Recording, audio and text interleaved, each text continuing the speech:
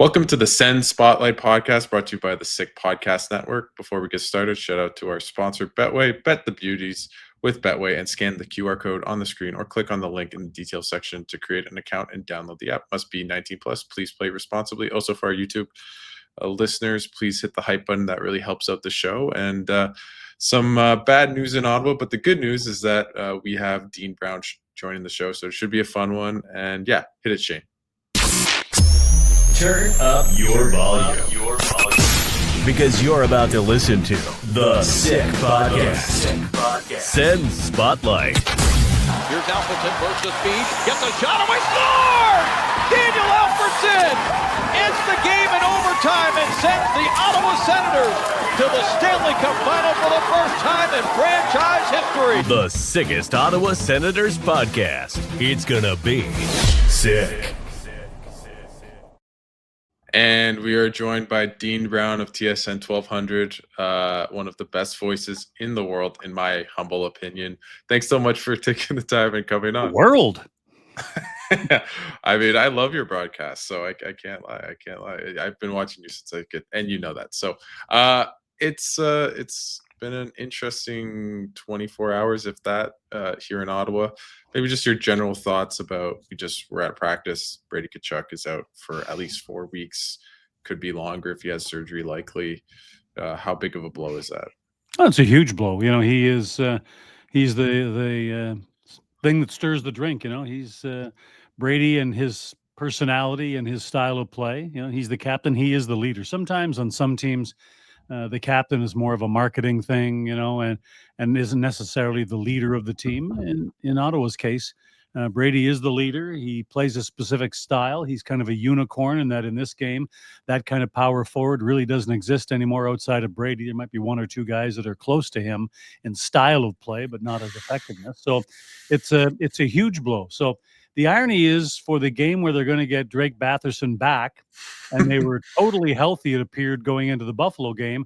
Now they only have one injury, but it's a big one. And so we don't know exactly whether it's hand or wrist or whether he will have surgery, won't have surgery. But the bottom line is 4, 5, 6 weeks, whatever it's going to be, they're going to be without their captain for a substantial length of time. And that is going to make things very interesting because he is such an important part of the mix in Ottawa, and he is such a special player in the league. How much do you think this team can withstand the loss of Brady Tkachuk? Well, they played without him before, and there's no question it's not the same team, but they have to do things differently. You know, like he is such an imposing player, and you know, he has such a unique style of play. That really changes the way teams play against you when he's on the ice.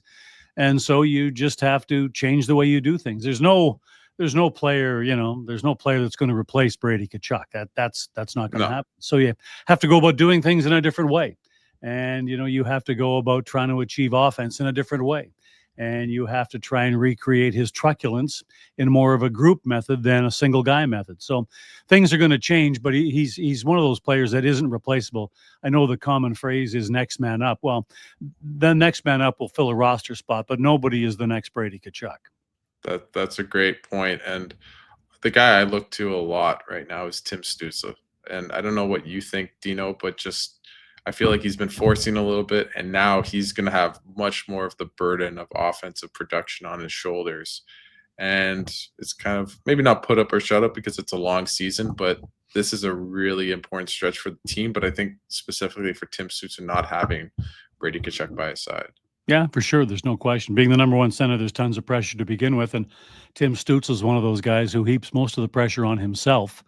I think one of the things with that line, you know, before Brady's injury, we were talking about this in the pregame show last night. And I said, you know, I think one of the reasons why that line isn't as productive as we thought it might be in the first 3 games of the season is that I think, you know, Zetterlund has been put in a situation where he's the new guy on that line. Played a little bit with those guys last year, but he's the new guy on that line. And it is difficult for a new guy on that line to get used to playing with Tim Stutzle because Tim is so fast, he's so creative, and he's so unpredictable. Those are some of the things that make him great. It's also some of the things that make him very hard to play with. Because Brady Tkachuk has spent so much time with Tim. He knows his tells. He knows, with a good degree of certainty where he's going, what he's likely to do, and Brady can get himself in positions, to make that work.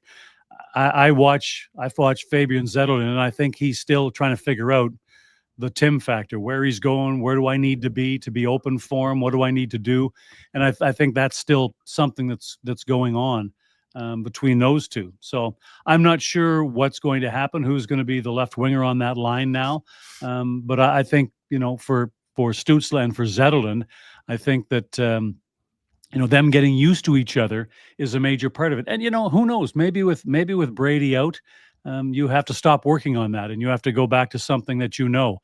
Maybe Giroux or Batherson have to be the right winger on that line, so you have guys with Stutzle that he's played with before and who can read him better right now than Zetterlund can. Like, who knows? But there's no question, at least in my mind, that on that line.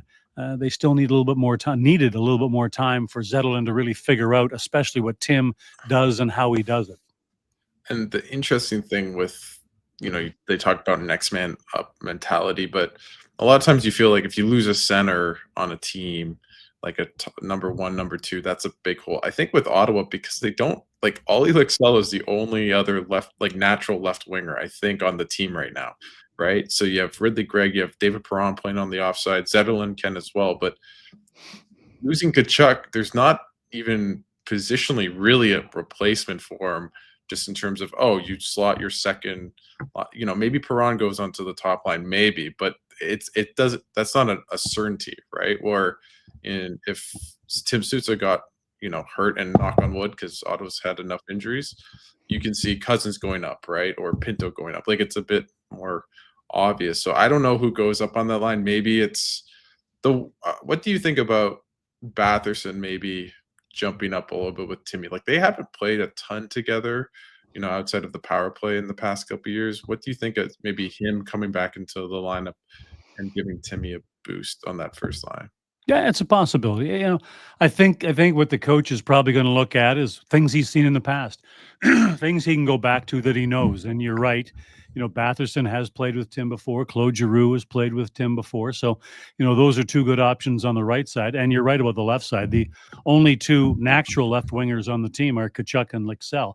The benefit for Ottawa is that they have more natural centers than any other position on the team, and so you can shift a center to a wing, and they can do just fine. And like there's guys who are still natural centers that just hardly ever play center. Like, for example, and I'm not saying he's one of the guys who's going to go up and do this, but people forget that Nick Cousins is a natural center. That's his natural position. He's just played most of his NHL career as a left winger. So you have guys like that, and I am going to be interested because I don't know the answer. I don't know, where Travis is going to go with this and what he's going to try and achieve. But what I do know is, what we're likely to see right off the bat isn't likely to be something that's a long-term thing. I think it's going to need some experimentation to find out what kind of works and what might work. And I think that there's no question that you're going to see a couple of centers playing left side. Ridley Gregg is a natural center, but he's, in his NHL career has been mostly a left winger. Maybe he's a guy that goes up there and has to play in the place of Brady Tkachuk now on that first line. I really don't know. It's going to be very interesting to see the decisions that Travis makes and try and theorize as to why he's making them, because it is really a difficult situation on that left side. Yeah, and I wonder if, I mean, you're trying to put all the pieces of the puzzle, like rejig them after losing a big piece, no one pun intended, but Dylan Cousins, like, you could put him on the wing, and then you put, like, Pinto's I don't know if you view it the same way. I feel like Shane Pinto's this team's second line center for all intent and purposes. He plays the toughest matchups. He plays on the PK. I think in a sense he's Ottawa's second most important center. So maybe you try, as you said, new things, and you put Ridley Gregg as your third line center instead, and he goes back to his natural position. You put Cousins on the wing with Timmy, which I actually think would be a really interesting line, to be honest. And I think that could actually work with their speed together. Like, how important do you think it is for this team to to find ways to win? And what do you maybe take back from how they found ways to win last year down the stretch without Tkachuk? I think system is a huge thing. I think these are the times when you have that big a hole. And I know, like I said, it's just one injury, compared to Buffalo, the plethora of injuries they have. Ottawa has only one injury, so it should be, not as big a blow, but it's a specific player. It's who's injured, not how many are injured. And, I'm not saying Buffalo doesn't have problems. Their number one center, their number one goaltender, they've got some pretty serious injury problems. But Ottawa solving theirs is there's a whole bunch of things that could work, and we'll see what might work. But I think the thing that you have to go back to, and the thing that I think was really strong with this team down the stretch last year in the playoffs, is their system, playing the way they're supposed to play. And that's what can get you through these times is, playing to your identity and playing to your system. And that way you mitigate, how devastating certain losses can be.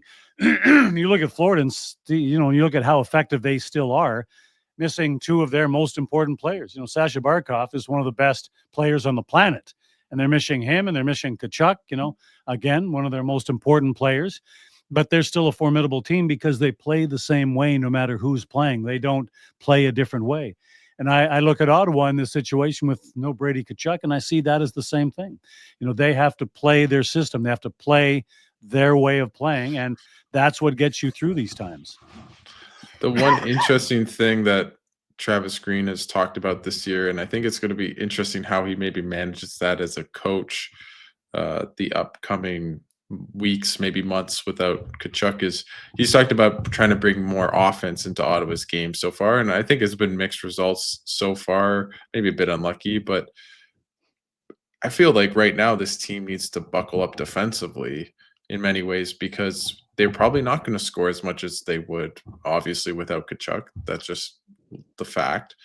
And that they need to win more games 2-1, 3-2, make it low event games because they're missing one of their best players. And I wonder if he tries to maybe change tactics and maybe reel back a little bit of the offense. I don't think there's ever going to be a time when he wants to reel back the offense. You just try to ratchet up and tighten up your defense. And the other thing, this early on, just 3 games in, it's too early to say this team is having defensive problems because there's a bunch of things that when you just look at the gross numbers, it leads you astray. In one game, they gave up a bushel, which makes the goals against number go higher. Yesterday, giving up 4 goals. Well, 2 of them were empty net goals, which really means the game itself was like a 1-goal game. And that game was really predicated more on one goaltender and bad officiating. That's really what decided that game. And so, when you look at the numbers, do you say that Ottawa's been bad defensively? Well, they were bad defensively and terrible on the PK in one game, but it's magnified because they've only played 3. So I think they need to be tighter defensively as they would whether they did or didn't have Brady Tkachuk, and whether they were going into game 4 or into game 14. What they found out last year and what everyone's known for a long time is you can't score your way into the playoffs in the NHL. You have to defend your way in. So I don't see them changing anything, and I don't see them giving up offense to try and, concentrate more on defense. They have to concentrate more on defense and score. So I can't see that perspective changing from the coaching staff. I can't see them, trying to create less because they're more concerned with the defense. Their emphasis on defense, I think, will be exactly the same. And again, I think it's just not accurate to try and look at the gross numbers after only 3 games. They get blown out of proportion when you're just looking at 3 games. And I think you make a good point where in essence, if this team is missing Tkachuk, they do need to find ways to score, right? You don't want to, it's great that if you're really good defensively, but if you're not scoring too because you're missing one of your best players, in a lot of ways, their solution will be how do you score enough goals to win games without Tkachuk, as much as it is how well will they defend, which probably doesn't change too dramatically. The thing that I think is, in my opinion, a strength of this team, and we are really going to find out the next month, is just their forward depth, right? You have a Madio on he was on the second line. He can play the fourth line. I think they have a lot of guys, Zetterlund, Batherson, Perron, Greg, Pinto. It's a deep forward unit. And I do think that's one part that heading into the season I felt confident was that if they had a big injury, which came pretty early in the season, that they could do better than if other teams like Toronto, if they lost Matthews or whoever the case may be. So how much do you think that will be an element of maybe part of their success moving forward? Is that they do have a deep forward group? Yeah. Well, you know what? I think just by and large, Alex, I think they have a deeper team now, forwards or defense. We've seen on defense now, and I think we may have talked about this earlier, but, I look at the defense, and I think some people were puzzled why Spence was a healthy scratch the first two games. The way I looked at it, with the depth they have now, it allows the coach, for example, on defense, to be more situational when you're playing bigger, more physical teams, as they did in the first two games. That might be a time where you're using Matt and Paolo. And when you're playing a team that's not as physical and you want to have more skill, more skating ability, those are the games where you put Spence in, and that has been the case. That was the case with Nashville. Lozon's not there anymore, and Colton Sisson's not there anymore. So some of the abrasive guys and the guy who fights a lot on the team, and Lozon, being gone, that was a perfect opportunity to get Spence in there because it's more suited to his style of game. And the forwards, kind of the same kind of thing. You now have depth where you have guys who are good enough that you might have them on the fourth line, but they could also be on your first line if you needed to be. There's a lot of teams where when you get into your bottom six just aren't good enough players to play on a regular basis with your top six players. Well, that's not the case here anymore. As we said, you can pick a guy. You can take Ridley Gregg, technically your third line left winger, and no one would bat an eye if he becomes your first line left winger. That's not something that's out of the ordinary. And I think that's where Ottawa's depth really comes into play, in that it gives the coach a whole bunch of different options where he's not hamstring because, there's guys that can only fit in one place. This team right now, if you look at the forwards, we'll go to the forwards. This, to me, is an indication of the depth and the versatility. There's really, of the forwards that are up here right now, there's really only one forward who is only going to play where he's playing, and that's McDermott. He's going to be fourth line right wing. No matter who is in and out of the lineup, when he plays, he's going to be fourth line left or right wing. It's not going to be one of those situations where, if they lose a right winger, if they lose Amadio, McDermott's not moving up to the third line. No. That's where he's going to play. So if you're looking at your forward group and there's only one guy that's really, his role is going to be in a certain place, certain number of minutes, and in a certain place on the depth chart, there's only one. And it gives the coach great versatility that he has the ability to move guys up and down because they have the ability to fill in those other spots, both in the top six and the bottom six. Yeah, no, for sure. How would you maybe just, I know it's 3 games and it's a small sample size, but how would you assess the first couple games, and how much confidence, how much worry do you have? Like, where are you at with where the team's at right now? My confidence level is still high because what hasn't changed, no matter the play, and what hasn't changed, I think it's a good team with good players who is a playoff team. I think they are a playoff team, and a series of very bad things would have to happen for them not to be a playoff team. So I work on that as my baseline, that's just what I believe. But when you look at the first 3 games, in each of the 3 games, with the exception of the Florida game, there were obviously a lot fewer in there. But in the first game and in the third game, Ottawa did lots of great things and some bad things, which is pretty normal for the first 3 games. The big wart is the Florida game. They didn't play well. The PK was terrible. They didn't get saved. There was not much good in that game. So you live with that. But right now, that's 33% of your games. You know what I mean? When you're only playing 3, that's 33% of your games. But like I said, last night's game, I thought they very easily could have and probably should have won that game. I thought that the goal that Sanderson scored was a goal. I thought the Situation Room blew that call. That should have been a goal. I think that probably would have started something. I thought the officiating was terrible, and that had an effect on the game. And I think that UC Saros was the first star in that game for a reason. Ottawa had lots of chances, lots of great looks, and you could say, well, they got to be better at finishing. Yeah, but there's a guy who is playing lights out, who's been a great goaltender in this league for a long time, and he had a great night. So, those things. So I go back to, looking at it in 2 of the 3 games, they could have or should have won. One they did, one they didn't. And with the 2 empty net goals, the one last night really was a 1-goal game. So am I concerned about something? Not really. Because from my perspective, my initial thought about what this team is hasn't changed. Now, if there's a flurry of games that are like the Florida game, and you get to game 25 and you've played 5 of those, then yeah, that's a problem. Mhm. That's a serious problem. But I cannot fathom that happening, you know? So Ye if that did happen, then you have to change your perspective, and then you have to ask questions about, what this team really is. But I find it very hard to imagine that. So the way I look at it, like I said right off the top of this extremely long answer, is that is what I thought of this team before the season started is still the same thing I think about this team now after 3 games, even though one of them was terrible. Yeah, for sure.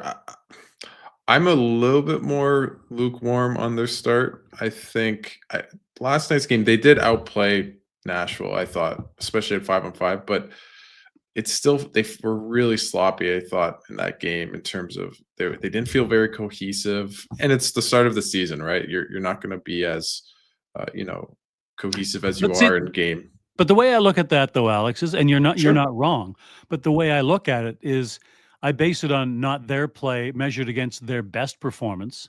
I measure that based on everybody else. And right now in the league, Ottawa is no different than almost every other team. You're hard pressed to find any team in the NHL that's crisp and tight this time of the year. Most Yeah. teams are in the same place they are. So I think we might start getting critical because we see so much of Ottawa, and it's still fresh in your mind how they looked in the playoffs and down the stretch last year when they're playing their best hockey. And compared to that, yeah, this is sloppy, but no sloppier or different than the teams they're playing. And I thought the way they played against Tampa Bay, especially that second and third period, I don't think I saw a Senators team play that well against that level of competition like they did last season. I just thought they played so well, just they completely hemmed Tampa Bay in for 40 minutes plus. I thought they had an okay first period too, Yep. just outside of the PK, really. That was after that game, I was like, "Oh my god, like everything is coming together," and then boom, and Yeah. that's hockey, right? As you But know, you've been around the league for so long, but I yep. think that's just onto your point about you're not as good as one game and not as bad, and Nashville was almost in between. I still think Ottawa's baseline, as I think what you're trying to say, is still pretty good. Yeah. And the worry is you lost Kachuk and you play Buffalo, who you never seem to beat, and they have a lot of reasons to win because they haven't found a win this year. Like I can see how this week can really go south, and you've seen it to begin the year. So Yeah. I'm a bit worried, but if they beat Buffalo and they win 5-1, Yeah. I think they'll So be it's okay. 3 And they games have a in. And going back to the Tampa game and your thoughts on the Tampa game, again, it's the perspective that you have based on what you've seen from a team. If you look at social media and some of the things said in Tampa after that game, in Tampa they were saying that Tampa was really sloppy, not that Ottawa was great. You know what I mean? Like so, yeah, again, like if you don't win this time of year and your team isn't crisp, you think, well, it's early season and they're pretty sloppy. Everybody at times in the early season is pretty sloppy. There's very few teams that have a real perfect, crisp, really tight run to start the season. It just doesn't usually happen. So again, I get less away from making those grand kind of assessments just for 3 games sure. into a season. It's hard for me to wrap my head around those based on this early on because you're also dealing in Ottawa and every team in the league. You're dealing with guys that are at different places. Like did Clevin and Jensen, do they look a bit rustier than the other guys? Well, yeah, they do because they were injured going into training camp and into the preseason and didn't get a whole lot of playing time. So they're not as far ahead as the other guys. So that makes sense that they do. So, is their timing off? Are they a bit sloppier? Yeah. But every team has a couple of those guys, and so that's how it kind of levels things off. Every team pretty much goes through the same kind of thing.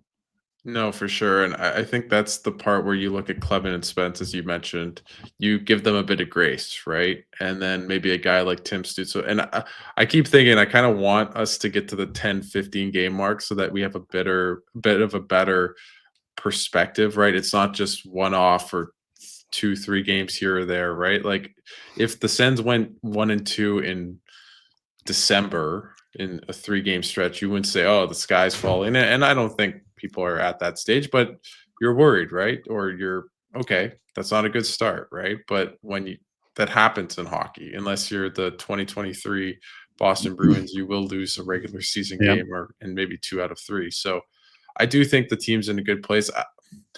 I still feel a bit wobbly about Allmark and the PK. Just I thought Allmark played decent last night. I don't think he was spectacular. Made good saves. Maybe would have wanted back a couple of them, but they weren't his fault per se. And the PK looked much better. But those are still the areas like without Kachuk, you can't have one of the worst PKs in the league, and you have to have really good goaltending. And Yeah. I'm curious to see how that shakes out. Yeah, there's things that have to be better, and Allmark has been both up and down so far in the early part of the season, and the penalty kill has been more down than up. But again, it's only 3 games. I look at some of the things too that I say, that's a positive for the team that they really wanted and needed to know, and now they know, and that comes around the whole Cleven situation because. You knew what Cleven was, and you're happy to have him back because he's an important player and plays a key role.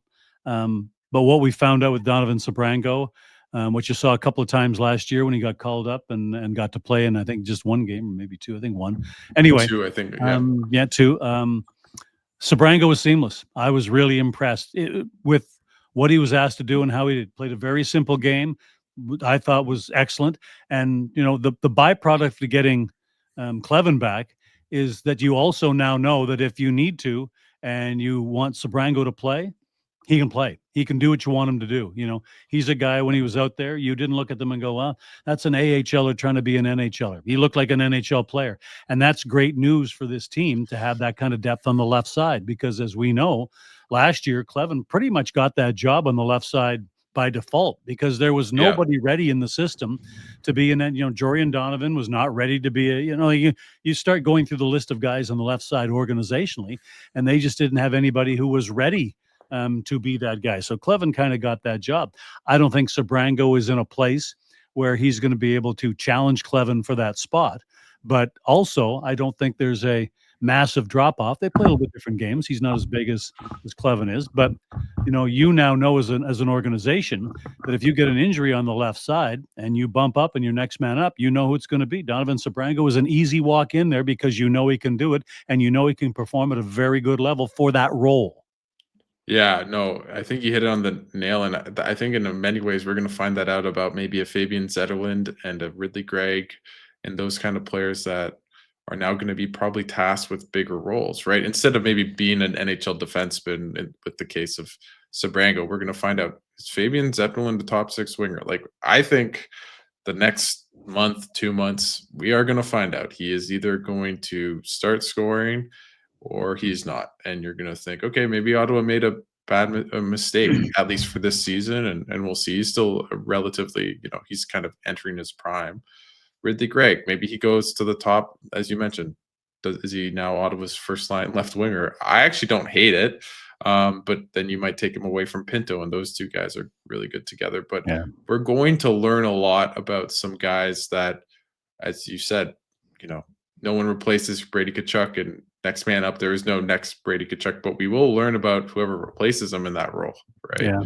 And I think there's going to be a lot of interesting maybe storylines and players maybe growing into different roles that they would have never had the opportunity to have without Tkachuk.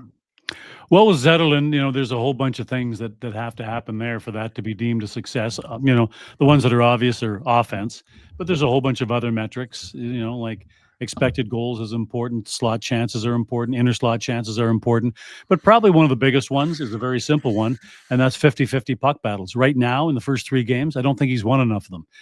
He's a very strong guy, even though he's not a tall guy. He's under 6 feet tall, but he's a very, very strong guy. And so the expectation is he should be able to win more than his fair share of board battles. And I think in the first 3 games, he hasn't. So the 2 top of mind ones that don't require analytics to really break down are, if just the average fan is watching, you can read his stats. You know how many goals, assists, and points he has. You can see his plus minus, and you can just count in your head when you're watching the game when he goes in the corner with somebody who comes out with the puck more often.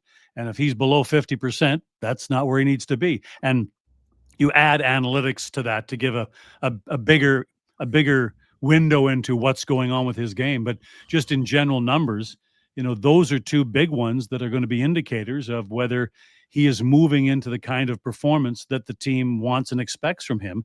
You're right. If you're in the top six, you got to generate offense, and if you're in the top six and you're a winger, you got to win some puck battles in the corners. You can't have possession if you can't win the puck. So I think those are two big ones that we have to see from him. And so far, neither one of them has been fantastic. But it's 3 games in. It's three games in on the new line with a new center for him. So you got to give them some breathing space. For sure, but eventually he does have to score. Yes, for sure. Because at a certain point, he's paid to do that. He's playing that position in Ottawa's lineup, like he's in the top 6. And I was talking to Graham Nichols at the rink today, and we were just talking about Zetterlund. And it's like, if he isn't scoring, what else is he bringing to the table? And I think you made an excellent point, right? It's like, if he's not winning puck battles, if he's not, I don't find he's not the most cerebral player. Like he's not finding guys. He's not as much a playmaker.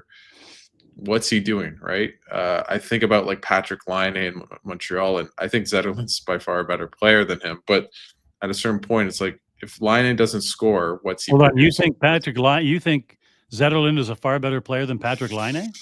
I think right now he is. Yes, not career-wise. That's not even close.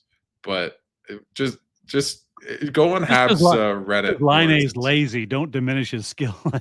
Oh, he has an unbelievable shot, but if he's not on the power play, like I meant more in the sense that for Laine, if he's not scoring, he doesn't bring much else to the game, right? And scoring's a big part of the game, and I see a little bit of parallels with Zetterlund in terms of, if he's not scoring, he's not adding as much to the game as he'd like to. And I hope that he rounds out a little bit. An old adage, though, is don't confuse movement with achievement. And just because Zetterlund's out there flying around, that doesn't mean he's achieving anything. Oh, I agree. And that's what I'm saying right now. All those assets that you have as an athlete, and he is gifted in some ways, but it is irrelevant if you can't turn those assets into production in some way. In possession time, in shots, in points, and there's a whole bunch of other things. But there's no question that he puts in more effort and gets around the rink far better than Patrick Laine. But Patrick Laine has more of a resume and probably has, certainly offensively, more skills. But again, with a guy like Zetterlund, again, don't confuse movement with achievement. He hasn't achieved much so far, and that's something. Again, I don't put much weight into it because it is just 3 games. The one player that I feel that a little bit too, although he is a really good player, no doubt, is Tim Stutzle a little bit. I feel like the beginning of the season, he's pressing a little bit.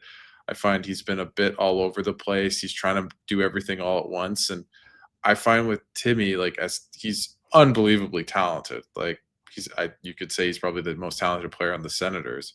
He is. But he sometimes is too perimeter. He's trying to do too much. He's trying to play with the puck too much rather than making smart, simple plays. And he is a smart hockey player, that's the one thing I've been a bit worried about, honestly, just the start of the season, is I was hoping Timmy could come back to that season where he had 39 goals, right? And he was very assertive. He was shooting all the time.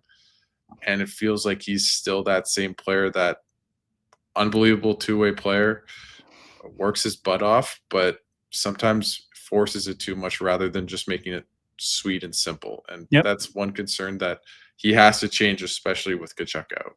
Yeah. I don't know if he has to change that much. He just has to pinpoint and do more of the things that he's talked about doing and what the coaches have talked about. Hey, you know what?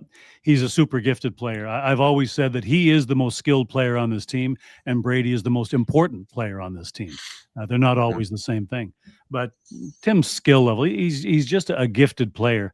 And again, long term, I don't really have any concerns about him, because with a lot of those super high skill guys, you're going to be frustrated with them, because some of the things that we see where you're screaming in your head, well, there was an opportunity. Why didn't you just shoot? There's an opportunity. They're trying to create things, and sometimes that works and sometimes it doesn't. And when you look at some of the uber gifted guys around the league, they play a lot like Tim does. Kaprizov plays a lot like he. Panarin plays a lot like he does. You look at some of those guys. There's parts of the game you're frustrated watching him, but it's almost like you have to allow them to do that to get to the other things that they do well, because that's just part of the package. And overall, I'm just not concerned about that. I'm not concerned about production. I don't need Tim to have 6 points in the first 3 games to think he's No, playing well.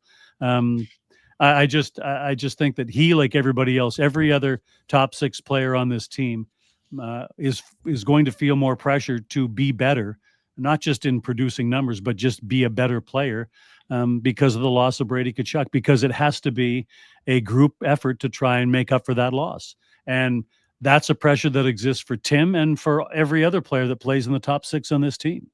for sure. And I think you made an excellent point in terms of to me, he's a little bit Jason Spezza. Like they're not exactly similar players, but I remember growing up as a fan of the team and Spezza, you loved him and you got as frustrated as him just because he could do anything with the puck and score beautiful goals, and then he would just hang on to the puck too long, not make the right pass, not shoot enough, right? Like there's a little bit of similarities, not exactly the same player, but I think that's a little bit with Timmy is like you can see how talented he is, and you can almost you almost can see like you're like just willing it in, right? You're willing the shot, you're willing the right play at the right time, but it's so fast, right? Yeah. And it's just so I'm I'm I'm not. I'm not comparing the two, but I'm comparing the conversations, because this is a conversation that was going on last year, believe it or not, and the year before in Tampa about Kucherov.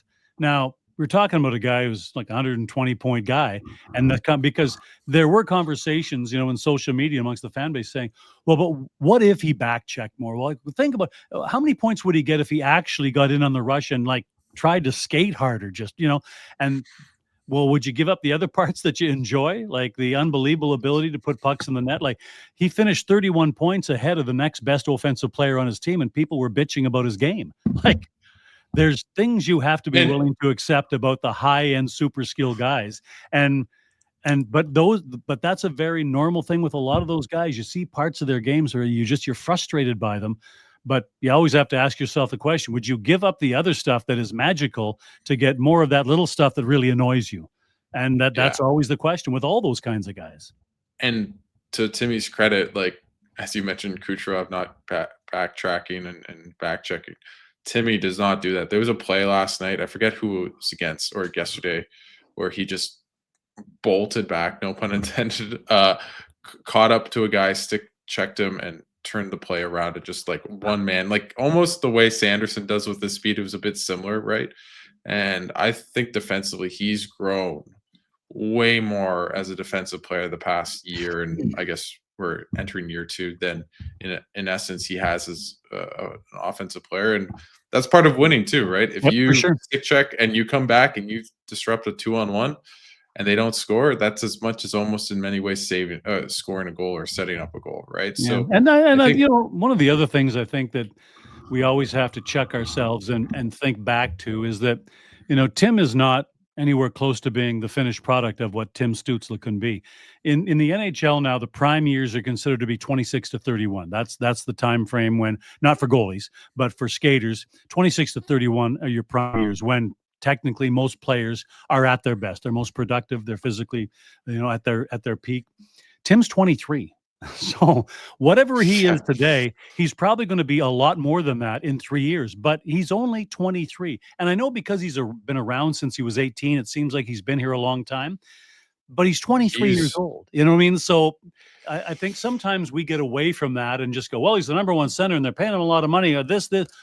Yeah, like he's 3 years away from starting his prime years, and he's still yeah. this good a player. So I think sometimes we always have to try and check ourselves to give ourselves a perspective, especially on young players and super skill guys like Tim Stutzle. And progress isn't linear, right? And It's it not. doesn't look always the same. And I think in a Absolutely weird true. way, Jake Sanderson going like this in the same draft class almost makes people expect that from Tim Stutzle, right? And Tim Stutzle's done that, I think, in many ways, but maybe not offensively. So it looks like he's plateauing, right? But Tim Stutzle is a much better hockey player this year than he was 3 years ago. Yeah. Even when he had And the the other thing too, every player is different. Some guys have the ability to play at 18, not many. That's a very, very small group that actually have the ability to truly play at the NHL level at 18. You can always give examples, but if you look at the ratios, it's incredibly small. But the other part of it is that just in general terms, different positions, different players, but just in general terms, Sanderson doesn't get to the NHL till he's 22. You know what I mean? Like, so he's spent more time playing in a lesser league, developing his skills while under less pressure. And so when he gets to the NHL, he's in some ways more ready than a lot of players, who go in at 18. So while they may have played more games than a guy like Sanderson in the NHL, if they started at 18 or 19, Jake walks in and he is more ready because he has had a better ramp up to it. And that's why, playing junior hockey and playing college hockey and spending some time in the AHL, none of these are bad things for a player's no. development. None of these things ever hurt a player. It just might change the track into when they get to the NHL. But, so many times now, especially with the AHL, so many times now, there is this perception that if a first round draft pick gets sent to the AHL after training camp, like Yakimchuk this year, I was going to say. then somebody must have failed. He must have failed to develop properly. His junior coaches must have failed to develop him properly. The Senators didn't give him some extra help to try and develop other skills properly. And it's all bunk. It's all bunk. Every player develops on a different path at a different rate, and no one has ever been hurt by playing in the AHL. Eric Carlson played in the AHL, for God's sakes. It doesn't hurt your career. But my point is this perception that if a first round draft pick has to go to the AHL, that somehow somebody, either the player or the development people or his junior or college but somebody has failed is ridiculous. It is just ridiculous. But the number of times I see that and they go, well, I can't believe, well, clearly they didn't give him enough time to. No, stop that. Stop that. It's ridiculous. I was really impressed by Carter Yakimchuk's camp, and I still thought he should go to the AHL because I thought, okay, he played really well. His defense is definitely rounding into shape. And guess what? It's better for him to play top minutes against pros for the first time, get to keep some confidence, not go rush up to the NHL. Ottawa has too many right shot. Well, you can never have too many, but they have a ton of right shot defensemen. They don't need him right now. There's no Tyler Clevin like last year. We literally have no one else to play the left side. Here's your job, right? Playing the AHL, get a goal, get some confidence. Playing against tougher competition than in the WHL by a mile. Like, you're gonna become a better hockey player, and you're gonna be in a way better position to be a better player in a year, 2 years, even maybe later down the road this season. Even I don't think it's out of the question that he could play this year. And but what's the rush? Yeah, and you know what the other thing, Alex, is that this team is not a development team anymore. This team is about making the playoffs and going as far as you can in the playoffs, which means we're going to call him up and give him some games to see how his development's going. Those days for this team are over, and that's a good news thing. So for Carter Yakimchuk, despite where he was drafted, the bottom line is for him or any other player, if you want a job in the NHL, you have to take someone's job. You have to be better than somebody else. And I thought Yakimchuk was good in training camp, but I didn't look at that right side and think I would rather have him playing rather than Zub, Jensen, Matt-Palo, Spence. He's just not at their level yet. I think he's going to get to their level very quickly, and then there will be a true chase for a spot. And I think eventually he is going to win a spot because I think the upside for this player there's a lot of upside. But right now, today, I don't think the organization made any kind of a mistake moving him to the AHL. And you can talk about readiness, or the bottom line was he didn't beat out anybody for a job. No. And in the NHL, if you're on a team that's not a rebuilding team, if you're on a team that thinks of itself as a playoff team, that means that you have to take someone's job to have a job. And I just didn't think that he was good enough in training camp in the preseason to take someone's job. And there's no shame in that. But do I think he will? Yes, I do. In time, and I'm not sure the time frame is. It could be the second half of this year. Who knows? But I think in time, he absolutely will take someone's job. I have thought about the Sanderson Yakimchuk pairing for too many hours of my life at this stage of the game in Yakimchuk's development. But I mean, you nailed it. I'm not gonna try to one up you because you're one of the best to do it, but I completely agree. I think if just let him play, he's gonna be fine. And I think for the most part, fans in Ottawa get that. I think at least reading on social media for the most part. And I do think it's an interesting point where this team is in win now.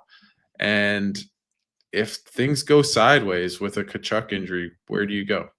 They don't have their draft. Like I was driving back from the rink today, and I'm thinking, oh yeah, they don't have their first round pick this year.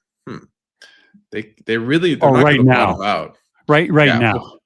Well, okay. Do you have some? Maybe you wanna that will Dean get Brown breaks renegotiated. news. I have no inside scoops whatsoever. I just from the very start on this one, Alex, I have always said, oh man, I really have a hard time understanding why there should be a penalty for what the last management did in this whole regard with the Dadonov contract. And yeah, there were things that didn't happen that should have happened. Absolutely.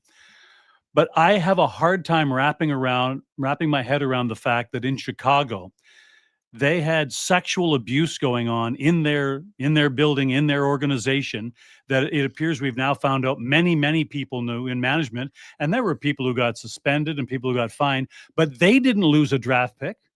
And like, so you're saying, that this, because in the big scheme of things, a personal suspension for a general manager or the coach is not as big an impact on the organization as losing a first round draft pick. So my point is the penalty to Ottawa seems to be far harsher than what Chicago got for doing something that I consider to be 150 billion times more egregious.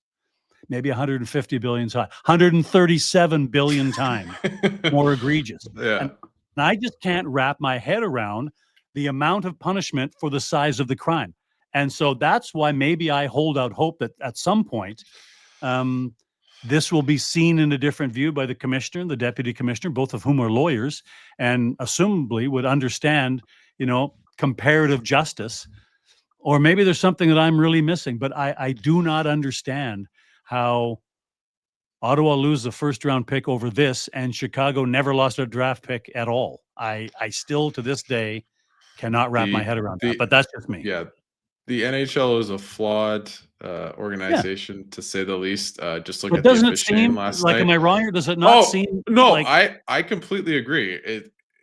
Why is almost a clerical error you lose a first round pick, and if there's sexual harassment, abuse that you and not only okay, sexual people harassment abuse, then when Everyone the guy's knew. moving on, you write them an endorsement letter to the next place.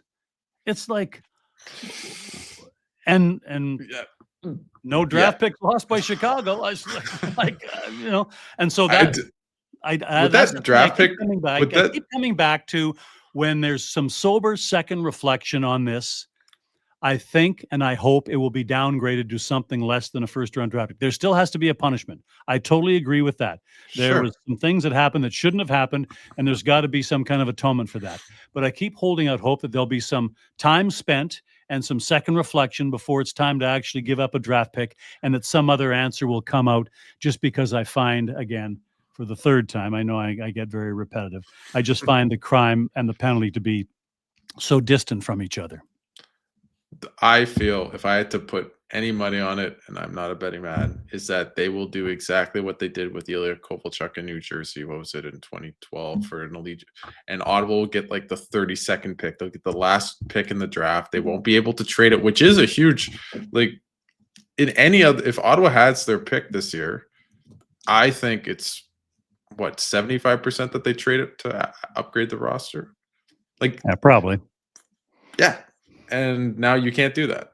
But but I know what you mean. Anything that basically pushes the penalty down to something that is in the same galaxy as relatable to the crime, But anyway, neither of us control that, nor do neither of us understand all the implications at the league level and the point they're trying to make. But I still hold out hope that will get changed by the time it actually comes around. If fans ever meet Dean Brown on the side of the road or wherever at a game, they should always ask him about officiating, because I think you are the most passionate, and I think you're completely right. And I feel like last night's game was a perfect example of just the absurdity. Like, even on the first goal for Nashville, Jordan Spence gets rammed into the boards. It's a clear interference, go down, score. It's like after calling anyways, yeah. NHL is a flawed place and a flawed organization, but it also brings us a lot of joy. So I Yep. don't know what to make of that. It seems like it's the epitome of life sometimes, good, bad, ugly. Before I let you go, I guess just what's maybe one silver lining or one optimistic take that you have about this team moving forward this week? I think my optimistic take would be, after last year and what Travis Green did and how this team played in the second half, I think they understand their system and they know how they have to play it to have success. And they all realize that that's what they have to depend on while Brady is out. He's a major cog in this team, obviously, and it's not the same without him. So you have to depend on the things that can help you get through that. And that's everybody taking responsibility and taking ownership of some of Brady's role, some of his offense, and all of his direction is when it comes to being a part of the system that makes this team a hard team to play against, just not a team with one guy that's hard to play against. So I have confidence that that's going to happen. I have confidence that Linus Ullmark, who is the hardest on himself, is going to demand more of himself and is going to get it.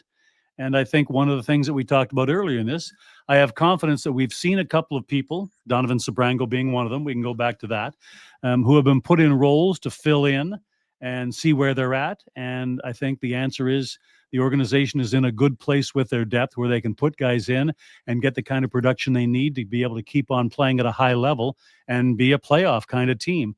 And I think for me, those are the optimistic things going forward on a non-optimistic day when you lose your captain for a month or more. I think you said it perfectly. Ottawa's in a much better place to withstand the loss of their captain, and it still sucks, and it still will be something that they'll definitely be tested without their captain. But Dino, thanks so much for taking the time. We really appreciate you coming back on the show. It's awesome to have you back, and hopefully we see a bit of a turnaround despite the loss of the captain. And is there anything at 1200 before I let you go that you want to plug or anything coming up other than you're on every broadcast? Yeah, morning show, afternoon show is great. Our pregame show tomorrow starts at 5 o'clock for the 7 o'clock game in Buffalo, and then right back next night at Seattle. So pregame show is 2 hours, postgame show is 2 hours before and after every Senators game, and we hope you can join us. Awesome. Well, I will. Oh, hold on. I was going to ask you one more thing. Somebody told me that there's a famous movie star with the same name as you. Wow, you're putting me on the spot. I have no comment. I am like an NHL player. I just pucks in deep. Apparently, I don't know who it is, but apparently there's an adult film star whose name is also Alex. So I was. But you're saying you're not him. I am not him. I'm not here. I've been, you know what? I was stopped at the border once in the US. This is maybe 5 years ago. And anyways, long story short, I had an officer. I'm in the customs. They they go through my van. Like, I'm going to a Raptors game. I'm scared shitless. I guess I could swear on the spot. You're on a podcast, you can swear. And I go up to the customs agent, and it's me and just 15 other people looking scared. And the customs agent just said to me, "You're not the Alex Adams we're looking for, right?" I said, "I have no clue. I am not at all." And he's like, "Okay, give me 2 minutes and let me go." So maybe that's the Alex Adams they're looking for. See, well, that is interesting because I've never thought of this, but maybe you're going to have to start thinking about this. If you need to, how do you prove you're not a porn star? I think we need to end this show. But Dino, thanks for bringing the laughs and butchering me in front of the audience. But I appreciate it. I can laugh at myself, so I have the. It is funny. So thank you for bringing that up, and we'll do this again another time. Absolutely. Thanks, Dino. No problem. And that's a wrap. Hope you don't miss us too much until next time. Follow the Sick Podcast Sens Spotlight on YouTube, Instagram, Facebook, Google Play, and Apple Podcasts.